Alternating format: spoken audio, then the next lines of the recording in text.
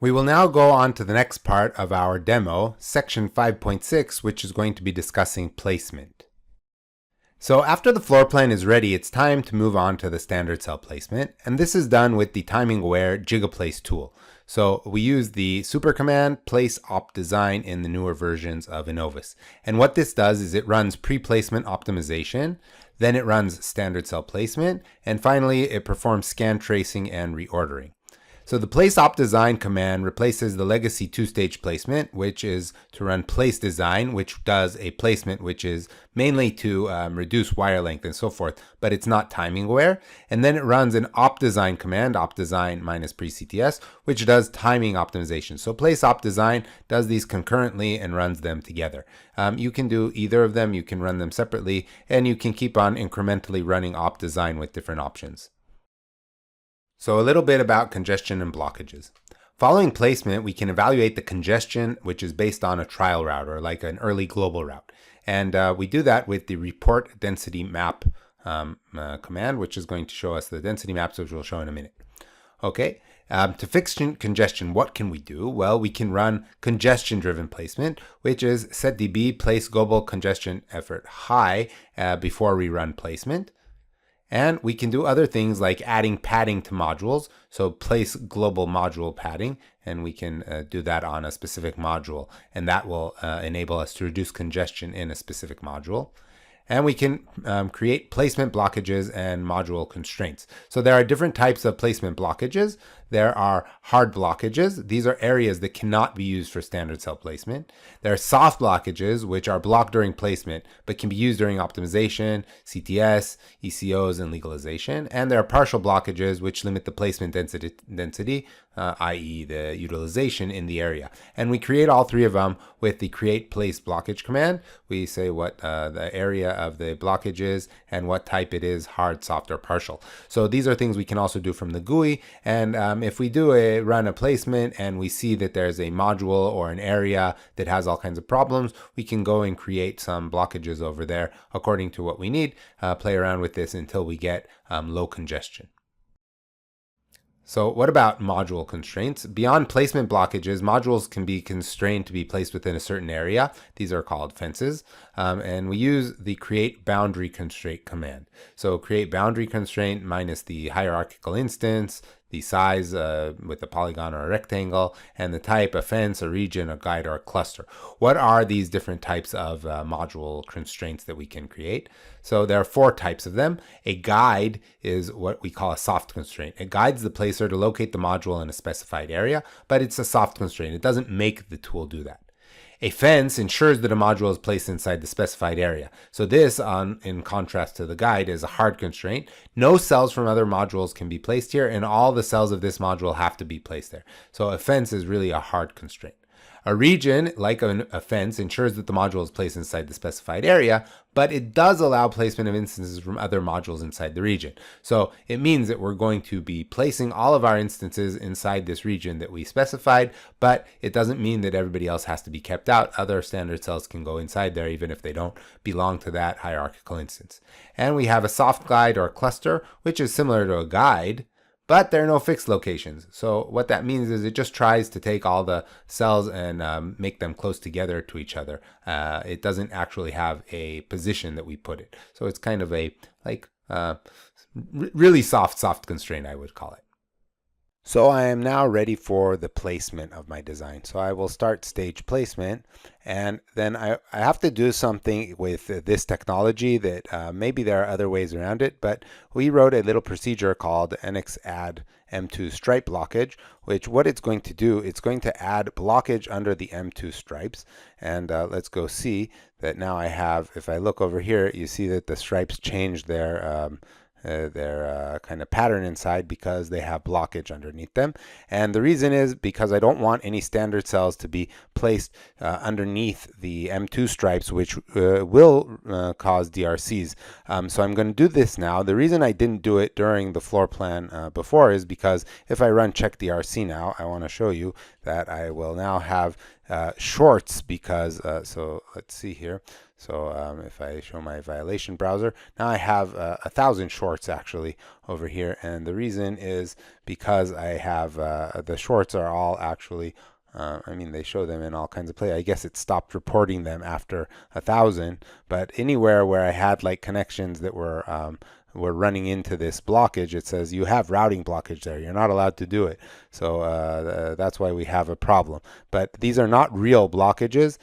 These are not real shorts, and I didn't want it to show up in my floor plan, and I wanted to see that I had no DRCs before that. So I'm going to delete these markers. Later on, we're going to get rid of those because really they're going to bother us afterwards. I mean, they're gonna help us not put the standard cells there until later on, and then we'll erase them. Now I can do place op design. I'm just going to put a global congestion effort, and I'm going to run place op design, and this is going to take a long time. So place op design starts running, and I will be back to you in a while when it finishes, because this is really going to take quite a while.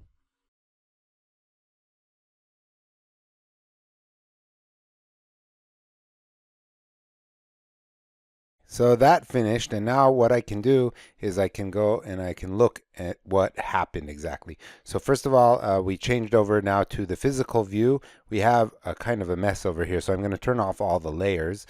And what I can see here is that I have, what I see mostly is these well taps, but all of the standard cells are really clustered here in this area. So I have very low utilization in this design, I must say. So everything is clustered together. There's nothing basically placed anywhere else. But if I zoom in an area where there are standard cells, we see that there are all these standard cells over here that are placed. Nothing was placed underneath the M2 stripes, which is what we wanted. I cannot check DRCs now because they are going to, because I have this trial route. So all of the routing over here is trial route, okay? And what I can do is I can look at different types of reports. So after placement, we should go on to the reporting stage. In fact, from now on, as we did after synthesis, we should start looking at reports and really assessing how our design is at the end of each stage. So post-placement, we want to analyze the result, and there are lots of reports. There are lots and lots of reports that we can look at. So some ones that we really want to look at after placement are, first of all, check place. So check place is a very important command that checks if there are overlaps, ops grids, and unplaced cells. So for some reason, maybe something wasn't placed, maybe you had too high utilization or something like that, and then we will have overlaps between cells. So the check place command really is going to show us those types of errors. So that's essential to run, and it's usually pretty fast, and hopefully it will come out without any errors. Report area, it will give us the standard cell area in each hierarchical module, so we can go and analyze that type of stuff. Report density map, it generates the density map and a report of the density, so we can go see like where congestion hotspots are going to be and so forth. Report pin density map is the same type of thing, but with pin density. So again, pin density, high pin density is likely to cause all kinds of congestion problems. And specifically, report congestion will report the average congestions and the hotspot scores around this, and we'll see that in a minute. Okay, of course, we should check timing. We're going to be checking timing after every stage, and that we do specifically with report timing, which will provide us with the worst negative slack path, or if we add all kinds of options, we can report for a specific path, or we can use the super command, which is time design, and we're going to be now using the pre-CTS stage with an ideal clock, and that's going to go and provide really a whole bunch of reports that are going to show us, you know, everything about the different path groups that we made and so forth, and with these large reports that are going to be saved with all of the worst negative paths in each path group and so forth. So time design is really a super command that we're going to run, and it's going to create all the reports that we need pretty much. So as I mentioned, we want to check congestion. One of the most important thing post-placement is to make sure we're going to be able to route, and that we're going to do with our congestion reports. So This is based on global routing or trial route, and then we can go to views, physical view, all colors, view only congestion. It's going to show us the congestion map, and it's going to show us different colors for showing where we have hotspots of congestion and we're likely to have problems. We also have the congestion analysis report, which is going to tell us where we have general congestion in our different G cells. So these are two reports that are very worthwhile to look at and try and make sure that we can play around with blockages, with our general floor plan and so forth, to make sure that we have a non-congested floor plan and we won't have these types of red and yellow areas which are going to be harder to route.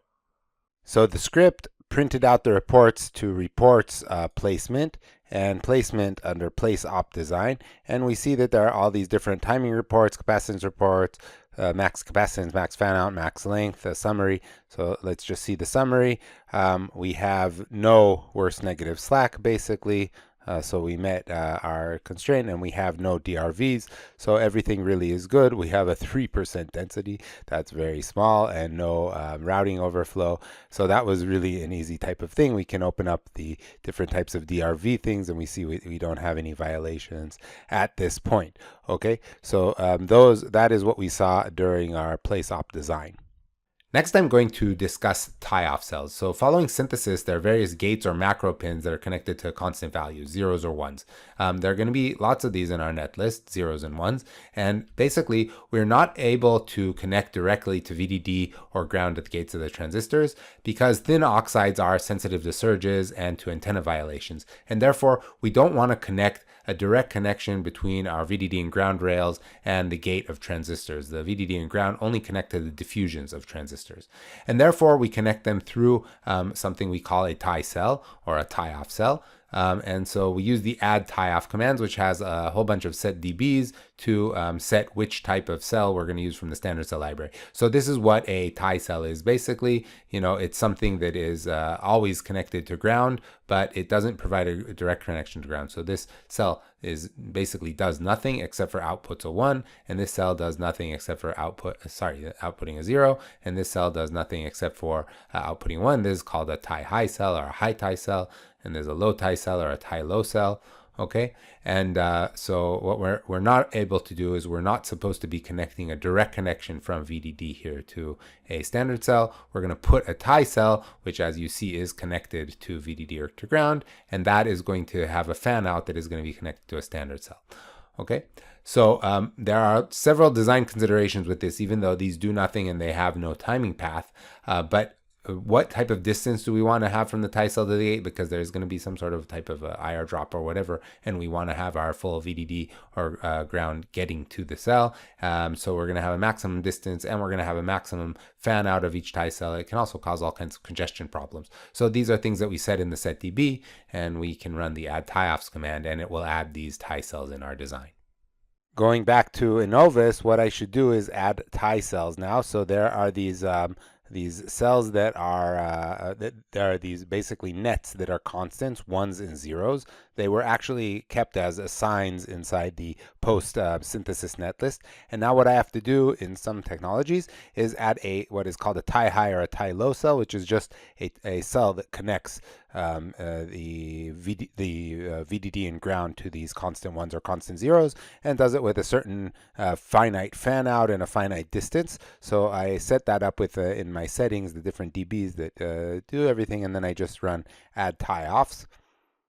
And so it says it's going to do it with a max distance of 20 microns and a max fan out of 20, and it's going to run this and add those to my placement.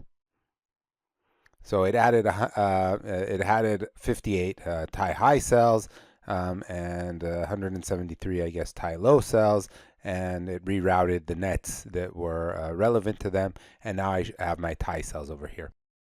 So after placement, we're going to run timing optimization, just as we did after synthesis and basically at every stage of the design.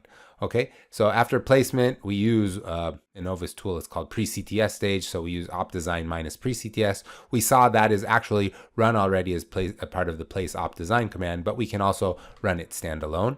After clock tree synthesis, we're going to use the minus post CTS, but actually we're going to see that with the CC opt, it's going to run that concurrently with CTS. So we don't necessarily need to run it unless we add all kinds of additional flags to it. And after routing, we're going to have the op design minus post route, which again nowadays is internal to the route opt design command, but we can also run it standalone with all kinds of options for this type of timing optimization and other types of optimization. So depending on the stage, timing optimization includes things like adding buffers, resizing gates, restructuring the net list, remapping logic, swapping pins, deleting buffers, moving instances, and applying useful skew. So all of these different types of things are inside this super command of opt design, and it's going to go through and see how it can do the different things that it's allowed to do at the various stages, and depending on our set DBs that we put along the way, what it is allowed to do and not allowed to do, and try to improve our timing, and depending on our flags, maybe improve our DRVs, our design rule violations of our design at this stage that they're at. So when we do opt design, it's going to have the default timing categories, which are basically our path groups that we saw before. So just as a reminder, we have the reg to reg group, where we have the two registers inside the design, and everything basically is really encapsulated inside our current macro, inside our current hierarchy. And so we have all the data we need to do, and we need to make sure that we have, a zero or negative skew for set up and later on for hold as well inside our reg to reg areas. But we also have the into reg, reg to out, and into out paths, where we have to model the outside world, and therefore we separate them into different groups so we can optimize them separately, because our SDC is going to actually have a big effect on that, because we just modeled the outside world and it doesn't necessarily mean what is actually there. So we don't want a setup or hold violation on an interreg path to block us working on the worst negative slack that we have on our reg to reg paths. But another thing happens nowadays is that we have a clock gating path. So you'll see this reg to C gate, and I just want to show you what that is here because we didn't discuss it before. So we're going to have all kinds of paths that are going to go into clock gates. These clock gates are going to be either put there through RTL, or they're going to be automatically inserted during our synthesis.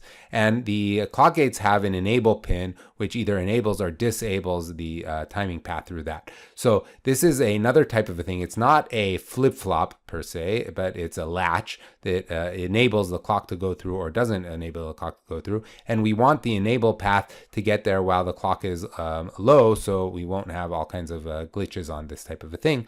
And therefore, we have a reg to clock gate path, which goes between the clock and the path of the enable. And so this is another type of a timing path that we're going to see, and hopefully we're not going to have problems with it, but if we do, we're going to have to take care of them. So after running optimization, we're going to get a final summary. In our final summary, we're going to have different types of things over here. And it's going to tell us our worst negative slack, our total negative slack, how many violating paths we have, and how many total paths we have. It's going to have all the paths and show the worst of all of them, but it's then going to be divided into all the path groups that we have. So reg to reg, reg to clock gate, etc. And everything else is going to be put in this default path. But if we create our own path groups, we're going to have more columns here, and we're going to see the worst negative slack, total negative slack, etc. for each one of those. And it's also going to show us the status of our DRVs. So DRVs are design rule violations, and in Innovus, DRVs are 4 categories: maximum capacitance, maximum transition, maximum fan out, and maximum length. And we have SDC commands, or inside our lib, we define what our maximum capacitance transition, fan out, and length are, and it's going to report if we have paths or nets or pins that are violating these types of things, and they also should be taken care of by the opt design command. So this is a kind of a summary that comes out after we run opt design. It's kind of a whole thing for reporting timing. Instances and nets that are added during optimization are named according to a convention, unless we rename them, which we might do with a setDB command, but they usually start with FE. FE is a legacy thing from early versions of Innovus that was then called first encounter. So we have some of these things left over inside the tool. So if you see a net or an instance is called FE something, it means it was added during optimization. And again, you can overwrite that so you'll know and call it like opt place or something like that, and then it has a more meaningful name to it. Okay, so examples that you have here, FEOCP RBC would be an instance added by rebuffering. FERC will be for netlist reconstruction. FERN is a net added for netlist reconstruction, and FEUSKC would be added for useful skew. So these are things that the tool does, and you can see them when you go over your netlist or go through a timing path later on down the road. Okay, so again, these names can be customized using the setDB commands, and I actually do recommend doing that so you have more meaningful naming conventions when you go through your timing paths. What I can do now is I can go and I can fix the DRVs. We saw I didn't have any DRVs, but to fix them, I would run opdesign minus pre-CTS minus DRV. So I will run that and then get to my end stage. And again, these op designs, they're going to take quite a while to run, even though there's really nothing to optimize over here. So I will see you later. Okay, it actually already finished the op design, and now it's running the end stage where it's creating reports and saving the design and all kinds of things like that. And so we are almost ready to continue. And we got here with the runtime of 16 minutes for the whole placement stage. There are now all kinds of other reports that were spit out by my end design command over there, the stage reports that were printed. So if I go into placement, I can go and look at the check design report and decide if things were okay or not okay in the check design report. Okay, I can look at the check place design. It tells me if there are any types of pre-route DRC violations. Doesn't like something about the end caps. If there are congestion problems, congestion maps, density problems, and the DRCs, which we said the DRCs we probably should not pay attention to now because they're really because of the routing blockage over there. Okay, so that's the type of thing that we can see post placement. So another kind of a feature that Cadence supplied us with is you see this metrics file over here that during our post our end procedure we print out this, we do this report metrics. As an HTML file, I can open it up with my browser. So you see here that it's under where I have stored this metrics file. I just put it in the browser address bar. And it opens up this nice UI that kind of shows me what's going on during my design. It shows me my floor plan. I can even play around with these types of things. Okay, and then it gives me a snapshot of different stages during my design. In a design, floor plan, place design, op design pre-CTS, and so forth. It tells me what my worst negative slack is. It gives me some runtime summary about it. And if I click on these guys, they'll show me different things over here. So if I click on this, it will show me some timing. I can go and I can look at the timing path, actually look at the timing path in this UI. So there are different things here, right? I can go, so I have summary, timing, clock, design, power. You can really look through this and see if there are things that can help me show how my design has increased and so forth. I see the number of instances and the area throughout the different parts of the design. So there's really interesting things that I can do here. See different graphs of how they advance and so forth. So it's a kind of a nice feature, and you can get used to using it. We print it out at the end of each stage.